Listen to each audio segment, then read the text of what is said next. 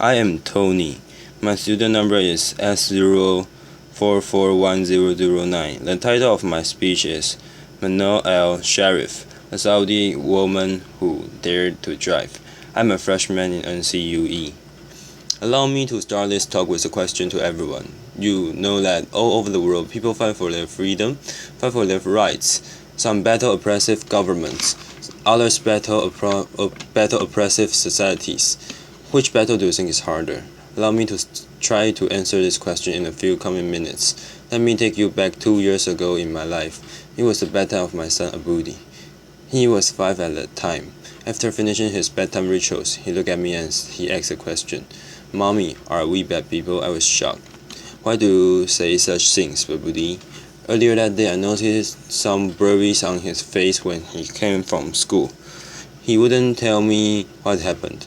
He was ready to tell. 2 boys hit me today in school. They told me, "We saw your mom on Facebook. You and your mom should be put in jail." I've never been afraid to tell Abudi anything. I've been always a proud woman of my achievements.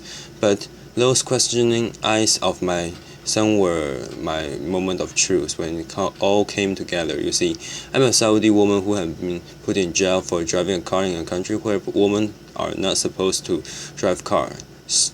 But just for giving me his car keys. My own brother was detained twice, and he was harassed to the point he had to quit his job as a geologist, leave the country with his wife and 2-year-old son. My father had to sit in a Friday sermon listening to the imam condemning women drivers and calling them prostitutes amongst tons of worshippers. Some of them are friends and family of my own father. I was faced with an organized defamation campaign in the local media combined with false rumors shared in family gatherings, in the streets and in schools. It all hit me. It came into focus that those people did not mean to be rude to my son. They were just influenced by the adults around them. And it wasn't about me, it wasn't a punishment for taking the wheel and driving a few miles. It was a punishment for daring to change society's rules. But my story goes beyond this moment of truth of mine. Allow me to give you a briefing story about my story. It was May 2011, and I was complaining to a work college about the harassments I have faced to trying to find a ride back home. Although I have a car and an international driver's license, as long as I've known, women in Saudi Arabia have been always complaining about the ban, but it's been 20 years since anyone tried to do something about it. A whole generation ago, he broke the bad news in my face. There is no law banning you from driving. I looked it up, and he was right. There wasn't an actual law in Saudi Arabia. It was just a custom and traditions that are enshrined in a rigid religious fatwas and imposed on women. That realization ignited the idea of June 17th, where we encouraged women to take the wheel and go drive. It was a few weeks later we started receiving all these man wolves will rape you if you go and drive.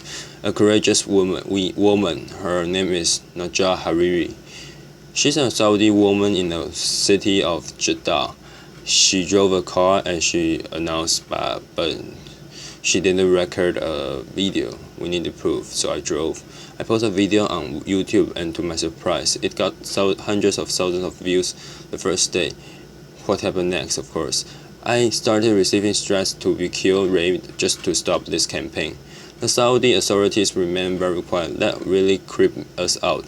I was in a campaign with other Saudi women and even men activists.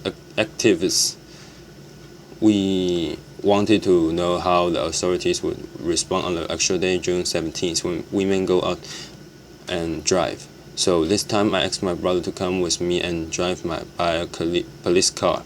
It went fast. We were arrested, sent pledged not to drive again, released, arrest again. He was sent to detention for 1 day, and I was sent to jail. I wasn't sure why I was sent there because I didn't face any charges in the interrogation. But what I was sure of was my innocence. I didn't break a law, and I kept my abaya. It's a black cloak we wear in Saudi Arabia before we leave the house, and my fellow prisoners kept asking me to take it off, but I was so sure of my innocence. I kept saying, "No, I'm leaving today," outside the jail.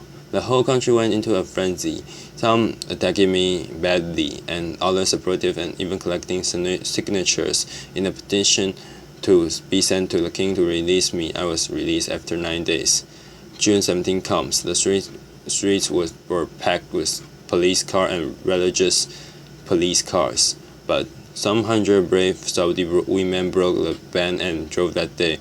None were arrested. We broke the taboo. So I think by now, everyone knows that we can't drive, or women are not allowed to drive in Saudi Arabia, but maybe few know why. Allow me to help you answer this question. There was this official study that was presented to the Saudi Shura Council. It's the consultative council appointed by the king in Saudi Arabia, and it was done by a local professor, a university professor. He claimed it's done based on a UNESCO study, and the study states the percentage of rape, adultery, illegitimate children, even drug abuse, prostitution in countries where women drive is higher than countries where women don't drive. I know, I was like this, I was shocked. I was like, we are the last country in the world where women don't drive. So if you look at the map of the world, that only leaves two countries, Saudi Arabia, and the other society is the rest of the world. We started a hashtag on Twitter mocking the study, and it made headlines around the world. BBC News: End of virginity if women drive. Saudi correct ones. And only then we realize it's so empowering to mock your oppressor. It strips it away of its strongest weapon, fear. This system is based on ultra-conservative traditions and customs that deal with women as if they are inferior, and they needed a guardian to protect them. So they need to take permission for this guardian, whether verbal or written, all their lives. We are minors until the day we die, and it becomes worse when it's enshrined in religious fatwas based on wrong interpretation of the Sharia law or the religious law. What's worse, when they become confided as law in the system, and when women themselves believe in their inferior, and they even fight those who try to question these laws. So for me, it wasn't only about these attacks I had to face, it was about living two totally different perceptions of my personality, of my person, the villain back in my home country and the hero outside. Just to tell you, 2 stories happened in the last 2 years. One of them is when I was in jail. I'm pretty sure that when I was in jail, everyone saw titles in international media, something like this, during these 9 days I was in jail. But in my home country, it was totally a different picture. It was more like this: Manal al Sharif faces charge of disturbing public order and inciting women to drive. I know. Manal al Sharif withdraws from the campaign. It's okay. This is my favorite. Manal al Sharif breaks down and confesses. Foreign voices inside me. And it goes on, even trial and flogging me in public. So it's a totally different picture. I was asked last year to give a speech at the Oslo Freedom Forum. I was surrounded by this love and the support of people around me, and they look at me as an inspiration. At the same time, I've looked back to my home country. They hated that speech so much. They called them, the way they called it, a betrayal to the Saudi country and the Saudi people. And they even started a hashtag called Oslo Traitor or on Twitter. Same 10,000 trees were written in that hashtag, while the opposite hashtag Oslo Hero, there was like a handful of tweets written. They even started a poll. More than 13,000 voters answered this poll, whether they consider me a traitor or not. After that speech, 90% said yes, she's a traitor. So it's this total different perceptions of my personality. For me, I'm a proud Saudi woman, and I do love my country. And because I love my country, I'm doing this because I believe society will not be free if the women on that society are not free. Thank you, thank you, thank you, thank you, thank you, thank you. But you learn lessons from these things that happen to you. I learned to be always there. The first thing I got out of jail. Of course, after I took a shower, I went online. I opened my Twitter account and my Facebook page, and I've been always very respectful to those people who are opinion to me. I would listen to them what they say, and I would never defend myself with words only. I would use actions. When they said I should withdraw from the campaign, I filed the first lawsuit against the General Directorate of Traffic Police for not issuing me a driver's license. There are a lot of people also very big support, like those 3,000 people who signed a petition to raise me. We sent a petition to the Shura, our council, in favor of lifting the ban on Saudi women. And there were like 3,500 citizens who believe in that, and they signed that petition. There were people like that. I just showed some examples who are amazing, who are believing in women's rights in Saudi Arabia and trying, and they also facing a lot of hate because of speaking up and voicing their views. Saudi Arabia today is taking small steps toward enhancing women's rights. The Saudi Council that's appointed by the king by royal decree of King Abdullah. Last year, there were 30 women assigned to that council, like 20% of the council. At the same time, finally, that council, after rejecting our petition 4 times for women driving, they finally accepted it last February.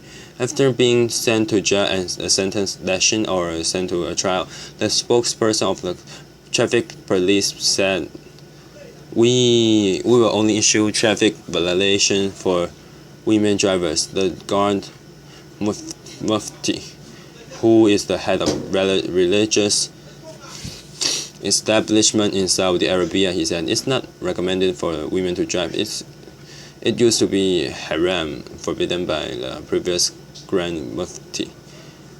So for me, it's not about only these small steps, it's about women themselves. A friend once asked me, she said, so when do you think this woman driving will happen? I told her, only if women stop asking when and take action to make it now. So it's only about the system. It's also about us women to drive our own life, I said. So I have no clue really how I became an activist. And I don't know how I became one now, but all I know and I'm sure of is, in the future someone asks my story, I will say I'm proud to be amongst those women who lived the ban, fought the ban, and celebrated everyone's freedom. So the question I started my talk with, so who do you think is more difficult to face, oppressive governments or oppressive societies? I hope you find clue to answer that from my speech. Thank you everyone. Thank you.